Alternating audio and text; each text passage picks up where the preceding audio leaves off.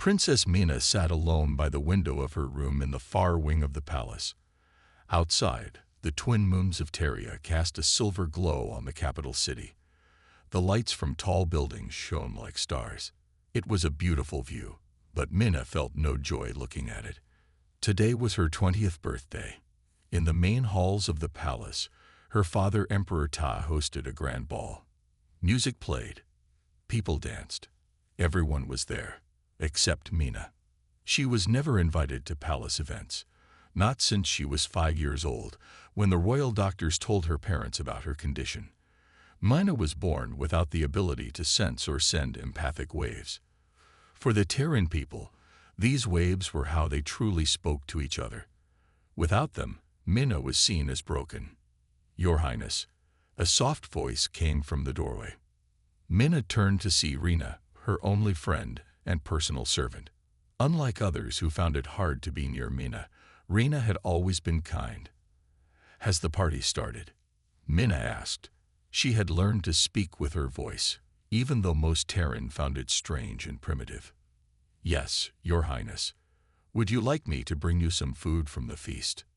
Mina shook her head. "No thank you, Rena." After Rena left, Mina walked to her workbench. Here was where she spent most of her time. The table was covered with tools and parts. Mina picked up her latest invention, a small device that could detect empathic waves and show them as colors on a screen. It couldn't help her feel the waves, but at least she could see what others were saying behind their spoken words.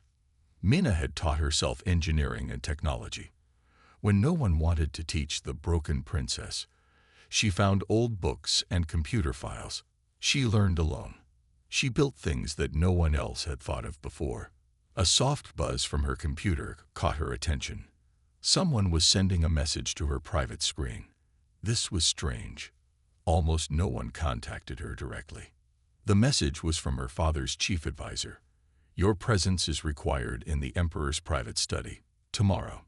Morning, son. Important diplomatic matter." Mina read the message twice. What could they want with her? In 20 years, her father had spoken to her directly only a handful of times. The next morning, Mina wore her simplest royal clothes. She didn't want to draw attention as she walked through the palace halls. People stared anyway. Some looked away quickly. Others whispered behind their hands. Mina kept her eyes forward and her back straight. She had learned long ago not to show how much their stares hurt her. 2 guards stood at the door to her father's study. They bowed stiffly and let her pass. Emperor Ta sat at his large desk, his face stern as always. Next to him stood her mother, Empress Jin, who looked at some point above Mina's head, never directly at her.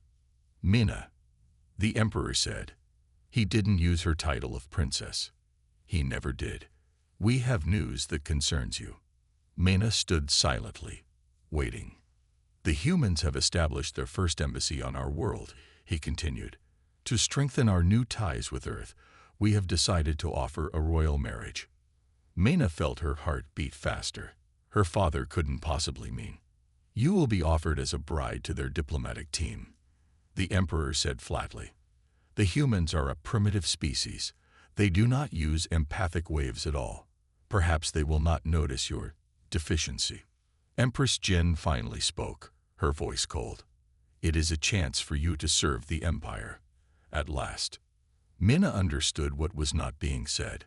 Her father was getting rid of her. He expected the humans to refuse her, giving him the excuse to send her away permanently. To him, she was a problem to solve, not a daughter to love. "I understand, father," Mina said, keeping her voice steady. As she walked back to her distant wing of the palace, Mina felt something new growing inside her. Not just sadness, but anger. And beneath that, a tiny spark of hope. Maybe, just maybe, things would be different with the humans. Geo Park stood at the window of the human embassy, looking out at the strange purple sky of Teria. After 5 years working as a diplomat, this was his biggest assignment yet. Earth's first embassy on an alien world. The weight of responsibility pressed on his shoulders. "Ambassador Park, the files you asked for," said his assistant, handing him a tablet. "Thank you, Duri," Jiho said, taking the device. He scrolled through information about Terran customs and politics. A new message flashed on his screen. Royal marriage proposal. Jiho raised his eyebrows in surprise. He hadn't expected this kind of offer so soon. The message was simple. Emperor Ta offered his daughter, Princess Mina, as a bride to cement relations between their worlds. There was little information about the princess herself, just her age, 20, and a formal portrait that showed a young woman with pale blue skin, large silver eyes, and a serious face. "This is unusual," Jiho said to Duri. "I need to know more about this princess before I respond." Duri nodded. "I'll see what I can find out." Later that day, Duri returned with a troubled look. "Sir, I've been talking to some of the palace staff. They say Princess Mina is different." "Different how?" Joe asked. "She can't use or feel empathic waves. The Terran consider her disabled. They keep her hidden away. Some of them call her the broken princess when they think no one is listening." Jiho frowned. "So the Emperor is trying to get rid of his daughter by giving her to us." "It seems that way, sir." Jiho thought for a moment. "Arrange a meeting with the princess. Not a formal one. I want to speak with her privately before any decision is made." 3 days later, Jiho walked through the quiet halls of the royal palace's east wing. A servant led him to a door and bowed before leaving. Jiho knocked and waited. The door opened, and Princess Mina stood there. She looked exactly like her portrait, except her eyes showed surprise at seeing him alone. "Ambassador Park," she said, speaking aloud. Her voice was clear and confident, not the voice of someone ashamed. "Please come in." Jiho entered a large room filled with books, tools, and strange devices. It looked more like a workshop than a princess's chamber. "I apologize for the mess," Mina said, clearing some parts from a chair. "I don't get many visitors." "What are you working on?"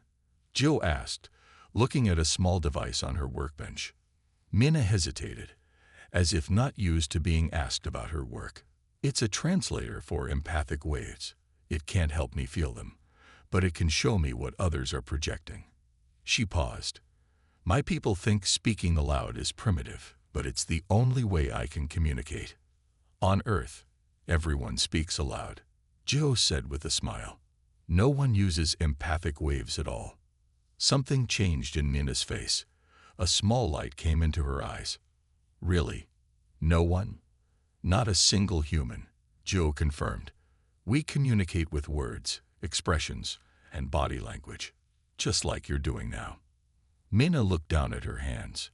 "My father told me about the marriage proposal." "Yes," Jiho said, "but I'm curious why you weren't given much choice in the matter." "Choice?" Mina looked genuinely confused. "No one has ever asked what I want." Jiho walked to the window where Mina had been working. On the table lay several ingenious devices, each showing careful design and clever solutions to problems. "Did you create all of these?" he asked. Mina nodded. "I taught myself. No one wanted to teach the disabled princess." Jiho turned to face her.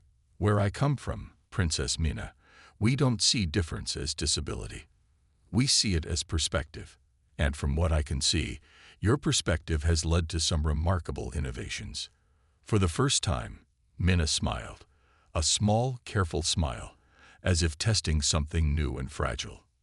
"I'd like to learn more about your work," Jiho said. "And I'd like to know what you want, not what your father has decided for you." Mina stared at him, clearly not expecting these words. "No one has ever asked me that before," she said softly. 3 days after meeting Princess Mina, Jiho stood before Emperor Ta in the grand throne room. The emperor sat tall on his golden chair, surrounded by royal advisors. Their faces were hard to read, but Jiho could feel the tension in the air. "Ambassador Park," Emperor Ta said in a formal voice, "have you considered our offer?" Jiho bowed respectfully. "Yes, Your Majesty. I have an answer for you today." The emperor leaned forward slightly. He seemed sure that Jiho would refuse the offer. That was clearly what he wanted. I am honored to accept Princess Mina as a diplomatic bride, Jiho said clearly. Whispers filled the throne room. The emperor's face showed surprise for just a moment before he controlled it again. However, Jiho continued, I have 3 conditions. The emperor's eyes narrowed. What conditions? First, Princess Mina must choose this herself. She must have the final say. More whispers. No one had expected this. Second, she will keep her royal title and all rights as a Terran princess. The emperor's hands gripped the arms of his throne tightly. Third, she will be treated with full respect as both a princess of Terria and a representative of Earth. The throne room went completely silent. Everyone waited for the emperor's response. After a long pause, Emperor Ta spoke. Why would you want her? She is. He stopped himself from saying something negative. Jiho stood tall. On Earth, we value different ways of thinking. What some see as a weakness, we often see as strength. Princess Mina has shown remarkable intelligence and creativity. These are highly valued traits among humans. The emperor looked confused, but he regained his composure quickly. Very well. If Mina agrees, then we accept your conditions. Later that day, Mina sat across from Jiho in a small meeting room near her quarters. She had been summoned to hear the results of the diplomatic talks. He agreed. Mina asked in disbelief. My father actually agreed. Jiho nodded. Yes, but more importantly, the choice is yours. You can say no, and there will be no consequences from Earth's side. Mina looked down at her hands. What would happen if I went to Earth with you? You would have your own quarters at the embassy. You would help me understand Terran technology and culture. You would be free to continue your work, Jiho explained. It would be a diplomatic arrangement, not a traditional marriage. What does that mean? Mina asked. It means we would be partners in diplomacy, not romantic partners, Jiho said honestly. Unless that changed naturally over time, with both of us wanting it. Mina was quiet for a long time. Here, I am kept away from everyone. My own family avoids me. I have no future. She looked up at Jiho. Would I be accepted on Earth? Truly accepted. On Earth, your way of communicating is normal. Your intelligence and skills would be respected, Jiho said. I can't promise everything will be perfect. Being the first Terran on Earth would have challenges, but you would never be hidden away again. Mina took a deep breath. What if I said yes, but later wanted to come back? Then you would come back, Jiho said simply. This isn't a prison sentence, Princess Mina. It's an opportunity, if you want it. Mina stood and walked to the window. She looked out at the palace grounds where she had never been allowed to play as a child. She thought of all the years spent alone, teaching herself from books while her family pretended she didn't exist. I need to know one more thing, she said, turning back to Jiho. Why did you really agree to this? The truth, please. Jiho met her eyes directly. Because I saw someone brilliant being wasted. Because I believe you deserve a chance to be valued for who you are, not rejected for what you can't do. And because I think both our worlds could learn something important from you. Mina studied his face, looking for signs of deception. She found none. Then I accept, she said firmly. When can we leave? For the first time in her life, Mina felt something new, hope for a future where she might belong. Mina stood in her room, looking at the small bag that held everything she wanted to take to Earth. 20 years in the palace, and she had so little that mattered to her. Just her tools, some designs for her inventions, and a small picture of her mother from when Mina was very young, before they discovered her condition. A soft knock came at the door. It was Rena, her servant, and only friend. The ship is ready, Your Highness, Rena said, her eyes sad. Ambassador Park is waiting. Mina picked up her bag. Will you be all right, Rena? I should be asking you that question, Rena said with a small smile. Will you write to me from Earth? Every week, Mina promised. giving Rena a quick hug. No one else came to say goodbye. Not her father, not her mother, not her brother. Mina walked through the empty halls of the palace one last time, her head held high. She was leaving, but not as a failure. She was leaving as an ambassador of her people. The human ship was nothing like Terran vessels. It was smaller, more practical, and much noisier. Mina found the hum of the engine strangely comforting. "Princess, I'd like you to meet my team," Jiho said as they settled into the main cabin. He introduced her to 3 humans who would travel with them to Earth. There was Duri Lee, a communications specialist with kind eyes and a quick smile. Next was Hannah Kim, the ship's security chief, who stood straight and tall but had a friendly nod. Last was Dr. Jun Song, a scientist who studied alien biology. "It's an honor to meet a Terran princess," Dr. Song said, bowing slightly. Mina waited for the moment when they would realize she was different, when they would start to avoid her eyes or speak about her as if she weren't there. But it never came. "I've heard about your work with empathic wave technology," Duri said. "It sounds fascinating." "You have?" Mina asked, surprised. Duri nodded. "Ambassador Park showed us some of your designs. I'd love to learn more about how they work." For the next 2 hours, they talked. The humans asked Mina questions and listened to her answers. They looked at her when she spoke. They smiled at her jokes. They treated her like a person. Mina felt something inside her relax for the first time in years. 3 days into their journey, alarms suddenly blared throughout the ship. Hannah ran into the main cabin, her face serious. "Pirates," she said to Jiho. "They've locked onto our position." Jiho turned to Mina. "I'm sorry, Princess. This route is usually safe." "What do they want?" Mina asked. "Probably you," Hannah said honestly. "A Terran princess would bring a high ransom." The ship shook as the pirates' larger vessel tried to force them to stop. Warning lights flashed on the control panels. "They're trying to disable our engines," Duri reported. "We can't outrun them." Mina looked at the ship's systems and thought quickly. "Can I see the ship's communication system?" Jiho nodded, and Duri showed her to the control panel. Terran pirate ships use empathic wave technology to lock onto targets, Mina explained, her fingers moving quickly over the controls. "If I can modify your communication array to send out scattered empathic pulses, it might confuse their tracking systems." "Will that work?" Dr. Song asked. "I've never tried it on this scale," Mina admitted. "But the theory is sound." With Duri's help, Mina connected one of her personal devices to the ship's communication system. She made quick adjustments, her hand steady despite the danger.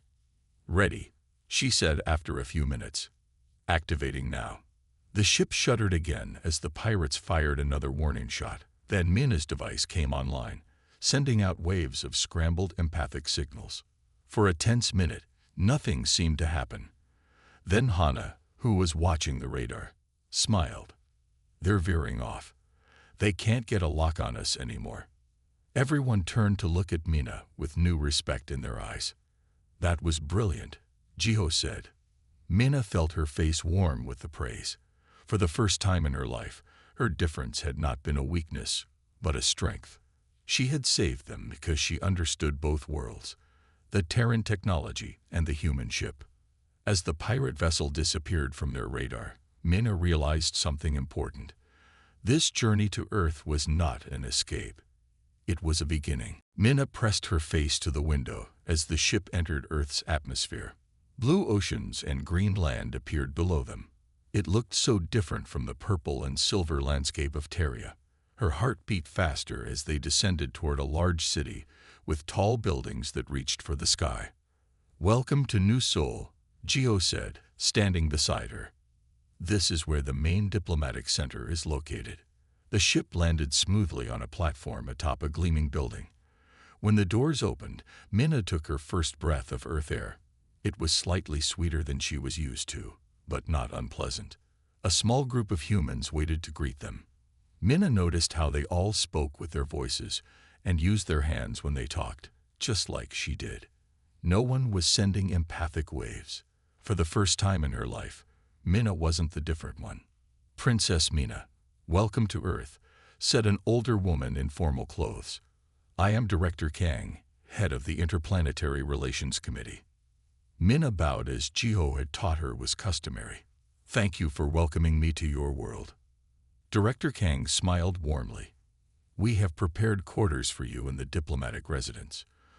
Tomorrow, after you've rested, we would like to introduce you to some of our scientists." Mina's new home was a spacious apartment with large windows that looked out over the city. It had a separate room just for her to work on her projects. Jiho had remembered how important that was to her. That night, as she lay in bed looking at the unfamiliar stars through her window, Mina thought about how much had changed in just 1 week. On Terria, she had been hidden away, unwanted. Here, she was welcomed. "Is this real?" she whispered to herself. "Will it last?" The next morning, Jiho took Mina to meet Earth's top scientists. She was nervous as they entered a large building with the words Global Science Institute on the front. "What if they don't understand me?" she asked Jiho. "They will," he assured her, "and they're eager to learn from you. Your perspective on Terran technology is unique." Inside, 5 human scientists waited in a bright room filled with equipment. They stood up when Mina entered. "Princess Mina," said the oldest scientist, a man with white hair and kind eyes. "I am Dr. Kim. We are honored to meet you." Mina looked around nervously, but all she saw were interested, respectful faces. "I brought some of my designs," she said, opening her bag and taking out her notebooks. "These are devices I created to help me understand empathic waves." The scientists gathered around, looking at her work with genuine interest. They asked questions. They took notes. They treated her ideas as valuable. "This is remarkable," said Dr. Kim, examining her wave translator. "You've developed technology that none of our teams have been able to create, despite years of trying to understand Terran empathic communication." "I had to," Mina explained. "It was the only way I could understand what others were saying beyond their spoken words." A younger scientist spoke up. "Your design could help us in so many ways. If we could adapt this to work with human brainwaves, it might help people with certain communication disorders." "Really?" Mina asked, surprised. "You think my work could help humans?" "Absolutely," Dr. Kim said. "What you created out of necessity could benefit countless people here." For the next few hours, Mina worked with the scientists, explaining her designs and helping them understand Terran technology. They listened to her ideas and shared their own. No one treated her as less. No one avoided looking at her. No one spoke about her as if she wasn't there. By the end of the day, Mina had been invited to join a special research team. They wanted her to help develop new communication technology that would combine Terran and human science. As she and Jiho walked back to their residence that evening, Mina was quiet. "Is everything all right?" Jiho asked. "Was it too much for one day?" Mina stopped walking and looked up at the sunset painting the sky in colors she had never seen before. "On my world, I was broken," she said softly. "Here, I'm just different, and my difference is seen as valuable." She turned to Jiho with tears in her eyes. "I never thought that was possible." Jiho smiled. "On Earth, we learned long ago that different perspectives lead to greater innovation. Your unique way of seeing the world isn't a flaw, Mina. It's a gift." For the first time since she was a small child, Mina felt like she belonged somewhere. Earth was not just a new world. It was a world where she could be herself. 6 months had passed since Mina came to Earth. She woke each morning excited for the day ahead. Her work with the human scientists had led to 3 new inventions. Her translator device was being adapted to help human children who couldn't speak. People respected her. Some even looked up to her. Today, Mina was testing a new communication system. It would let humans and Terrans talk more easily. She worked in her lab at the Science Institute, carefully adjusting the settings. "Princess Mina," a voice called. She looked up to see Duri standing in the doorway. "Good morning, Dury," Minna said with a smile. "Is Jiho looking for me?" Dury's face was serious. "An urgent message has arrived from Teria. Ambassador Park asks if you can come to his office right away." Minna felt a cold feeling in her stomach. No one from Teria had contacted her since she left. Something must be wrong. Jiho was waiting in his office. His face was grave. "What's happened?" Minna asked. "It's your father," Jiho said gently. "Emperor Tai is very ill. The royal court has requested that you return to Teria immediately." Minna sat down, her legs suddenly weak. "My father is ill. What's wrong with him?" They didn't share many details, only that his condition is serious and that royal protocol requires your presence. Minna thought of her father, who had never shown her kindness, who had tried to send her away forever. She should be angry, not sad. But instead, she felt confused. "Will you come with me?" she asked Jiho. "I don't want to go alone." Jiho nodded. "Of course, we'll take the fastest ship. We can leave tomorrow." On the journey back to Teria, Minna was quiet. She looked out at the stars, thinking about what waited for her at home. "Are you worried about seeing your family again?" Jiho asked. "Yes," Minna admitted. "They never wanted me around before. Why do they want me now?" "Royal protocol is very strict," Jiho said. "Perhaps they have no choice." Minna shook her head. "It's more than that. Something doesn't feel right." The rest of the journey passed quickly. Soon they were landing at the royal palace where Minna had spent 20 unhappy years. This time, there was a formal greeting party waiting. Royal guards stood in neat lines. Court officials bowed as Minna walked past. It was so different from when she left, with no one to say goodbye. Inside the palace, Minna's mother, Empress Jin, waited in the grand hall. She looked older, with worry lines around her eyes. "Minna," she said, giving a formal vow, "you have returned at a difficult time." "How is father?" Minna asked. "Very ill," the Empress said. "The doctors don't know if he will recover." "What's wrong with him?" Minna asked. The Empress hesitated.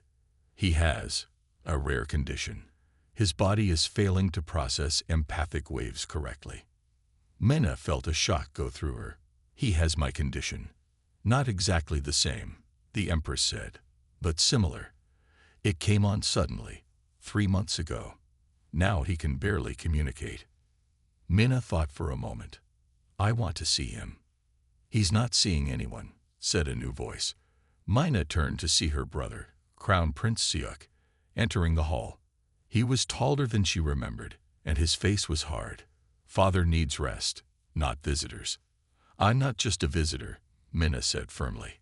"I'm his daughter, and I might be able to help." Siak laughed, but there was no humor in it. "Help?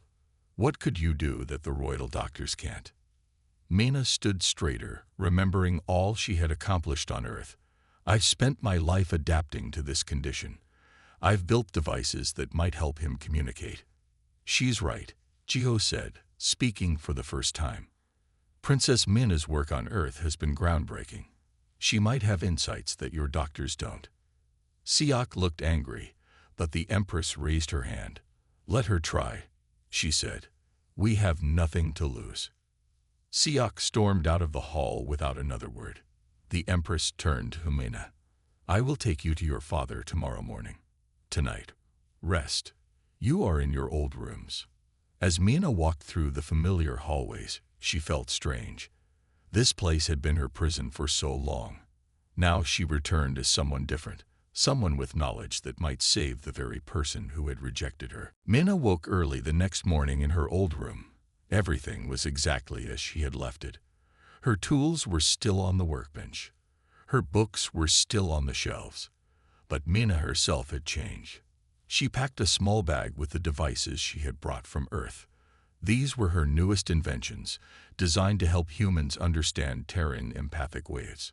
A knock came at her door. It was Rena, her old friend. "Princess Minna." Rena cried, her face lighting up. "You're really back." The two hugged, and for a moment, Minna felt like she had come home, but she quickly remembered why she was here. "How is my father?" she asked. Rena's smile faded. "Not good. He can't send or receive empathic waves at all now. He can still speak, but he's very weak." "I need to see him," Minna said. Rena nodded. "The Empress is waiting to take you to him." The Emperor's chambers were in the heart of the palace. 2 guards stood at the door, along with Prince Siak. He frowned when he saw Mina and Jiho approaching with the Empress. "Mother, I don't think this is wise," Siak said. "Father needs real doctors, not experiments. Your sister has lived with this condition her whole life," the Empress said firmly. "She may have insights that our doctors don't." "She's not even a real doctor," Siak argued. Mina stepped forward. "No, I'm not. But I've spent 20 years finding ways to live without empathic waves. I've built devices that help me understand what others are sending. I might be able to help Father do the same." "And what if you make him worse?" Siak challenged. "Then I'll stop," Minna said simply. "I'm not here to hurt him. I'm here to try to help." The Empress put a hand on Siak's arm. "Let her try." Reluctantly, Siak stepped aside. The guards opened the doors, and Minna entered her father's room. Emperor Tad lay in a large bed. He looked small and frail, nothing like the strong, stern ruler Minna remembered. His skin had lost its healthy blue glow and looked almost gray. "Father," Minna said softly. The Emperor's eyes opened slowly. He looked at her with confusion. "It's Mina, your daughter," she said, moving closer to the bed. Recognition flickered in his eyes. He tried to speak, but his voice was weak. "Mina, you came back." "Yes," she said.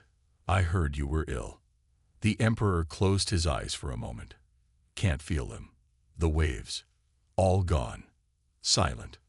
Minna understood exactly what he meant. She had lived her whole life in that silence. "I know," she said. "I brought something that might help." From her bag, Minna took a small device. It was her newest design, a neural interface that could translate brain patterns into visible signals. "This can't make you feel the waves again," she explained, "but it might help you understand what others are sending." The Emperor looked at the device with doubt in his eyes. "It's worth trying," Minna said. The Empress stepped forward. "Please, husband, let her help." After a moment, the Emperor nodded weakly. Minna carefully placed the neural sensors on her father's temples. She connected them to a small screen that she set beside his bed. Then she turned the device on. "Mother, could you please send a simple empathic message?" Minna asked. The Empress closed her eyes briefly. On the screen, gentle blue patterns appeared, shifting and changing. "That's Mother sending care and concern," Minna explained to her father. "Each pattern means something different. With practice, you can learn to read them." The Emperor stared at the screen, watching the patterns. For the first time, he could see what he could no longer feel. A tear slid down his cheek. "You made this?" he asked Mina. "Yes. I've been making things like this since I was a child," she said. "It's how I learned to understand others when I couldn't feel their waves." The Emperor reached out a weak hand and took Mina's. "All these years, I never knew." Minna felt tears in her own eyes. No one ever asked. From the doorway, Prince Siak watched with a dark expression. As the Emperor continued to hold his daughter's hand, Siak slipped away, his steps quick and angry. Jiho, seeing him go, frowned. Something told him that Siak would not accept this new connection between Minna and her father. And that could mean trouble for all of them. For the next 2 weeks, Minna worked with her father every day. The Emperor grew stronger as he learned to use her devices. He could now understand empathic waves even though he couldn't feel them. It wasn't perfect, but it was enough for him to begin communicating with his court again. Word of Minna's success spread quickly through the palace. Servants whispered about the princess who had returned from Earth with strange new technology. Some said she had magical human powers. Others said she was a hero for saving the Emperor. One morning, as Mina was adjusting her father's neural interface, a young Terran girl entered the room with her mother. The girl was small and shy, half hiding behind her mother's legs. "Princess Mina," the mother said, bowing low. "Please forgive this interruption. I am Lena, one of the palace cooks. This is my daughter, Tara." Mina smiled at the little girl. "Hello, Tara." The mother gently pushed her daughter forward. "Tara was born like you. She cannot feel empathic waves. We have kept her hidden, but when we heard what you did for the Emperor..." Mina knelt down to look the girl in the eyes. "You're like me." Tara nodded, her eyes wide. "Would you like to see something special?" Mina asked. She took a small device from her pocket, a simpler version of the Emperor's neural interface. She placed it gently on Tara's wrist. "This will let you see the waves that others are sending." The little girl gasped as the screen lit up with colorful patterns. "What's that one?"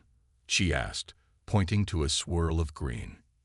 "That's curiosity," Mina explained. "Your mother is curious about what you're seeing." Tara's face lit up with joy. "I can see what they feel." The Emperor watched from his bed, his face thoughtful. "How many others are there like you and Tara?" he asked Mina. "I don't know," Mina said. "We're always hidden away." Later that day, more visitors came. 3 families with children who couldn't process empathic waves. Then an older man who had lost the ability after an accident. By evening, 7 people with Mina's condition had visited the palace, drawn by rumors of the princess and her magical devices. Jiho found Mina in her workshop that night, making more neural interfaces. "You've started something big," he said. Mina nodded, her hands busy with the delicate work. "All these people, living in silence like I did. But they don't have to anymore." Prince Siak was not happy. He paced in his private chambers, his face dark with anger. "She returns after 6 months, and suddenly she's a hero. I've been here, serving the court, preparing to rule, and now everyone talks only of Mina." His advisor, Karo, stood nearby. "The people are impressed by her technology, my prince, but you are still the heir." "For now," Siak said. "But what if father changes his mind? What if he makes her the heir instead?" "Perhaps," Karo suggested carefully, "we should remind everyone why those with her condition have always been kept apart. The old laws are clear. Those who cannot fully join the empathic communion are not fit to participate in royal duties." Siak smiled slowly. "Yes, the old laws. Gather the council members who are loyal to me. We will meet tonight." The next morning, Mina was working in the Emperor's room when the doors burst open. Prince Siak strode in, followed by several stern-looking council members. "Father, this has gone too far," Siak announced. "The council has concerns about your health and judgment." The Emperor tried to sit up. "What is the meaning of this?" Siak held up an ancient scroll. "The law of pure communion. It states clearly that those who cannot naturally join in empathic communion are barred from royal duties and succession. That includes you now, father, and it has always included Mina." The council members nodded in agreement. "I am taking control of the court for the good of the empire," Siak continued. "You will remain as emperor in name, but I will rule. And Mina will be sent back to Earth immediately." Mina stood up, facing her brother. "You can't do this." "I can, and I am," Siak said with a cold smile. "Guards." But no guards came. Instead, the doors opened again, and the Empress entered, followed by many more council members. "I believe the full council should discuss this matter, my son," she said calmly. "Not just your few supporters." The Grand Council chamber was filled with people. All the royal advisors were there. Many common Terrans stood along the walls too. In the center, Emperor Ta sat on his throne, looking tired but determined. Beside him stood Mina and the Empress. Across from them was Prince Siak, still holding the ancient scroll of laws. "The law is clear," Siak insisted. "Those who cannot join the empathic communion naturally cannot serve in royal positions." These laws are from a different time, the Empress said. Before we had the technology that Princess Mina has created. An old council member stepped forward. Prince Siuk is right about the letter of the law. But perhaps the spirit of the law needs to be reconsidered. Emperor Te raised his hand for silence. He wore Mina's neural interface, and he looked at the small screen beside him, reading the empathic waves in the room. I see fear, he said slowly. Fear of difference. Fear of change. I felt this fear myself once. He looked at Mina. I was wrong. My daughter has shown me that difference is not weakness. Sometimes it is strength. The Emperor stood up, stronger than he had been in weeks. For too long, we have hidden away those who were different. We called them broken. But look what Mina has done with her broken mind. She has built bridges where we only saw walls. From the crowd, the little girl Tara stepped forward with her mother. She wore one of Mina's devices on her wrist. I can see the colors now, she said in a clear voice. I'm not afraid anymore. Other Terrans with the same condition stepped forward too.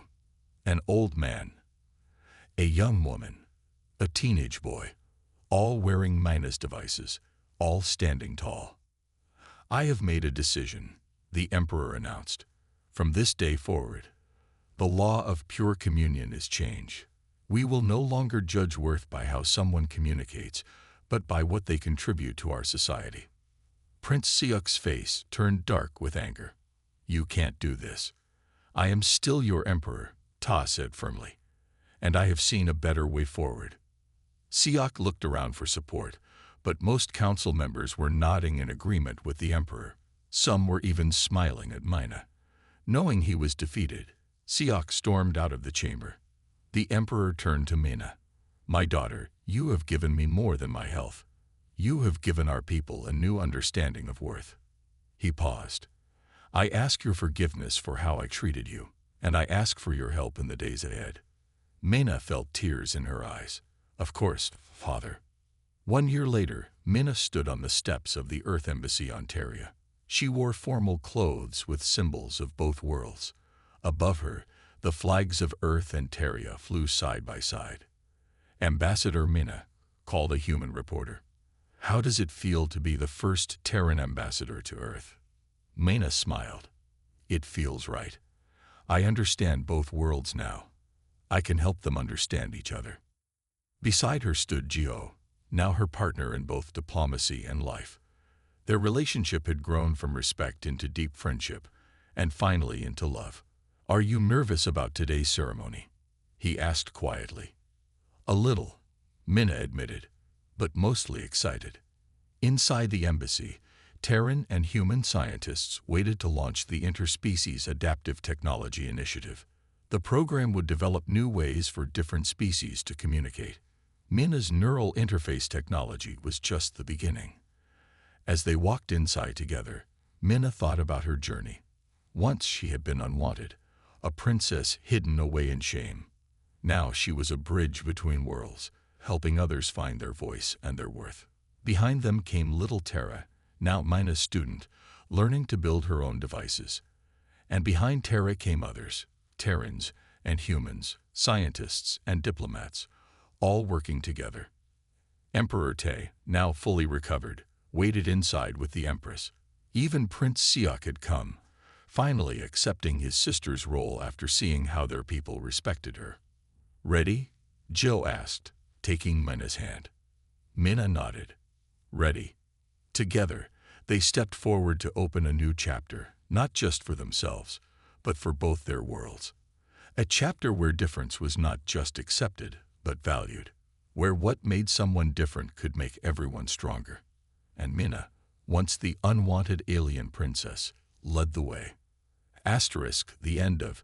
No one wanted the disabled alien princess until a human saw her worth.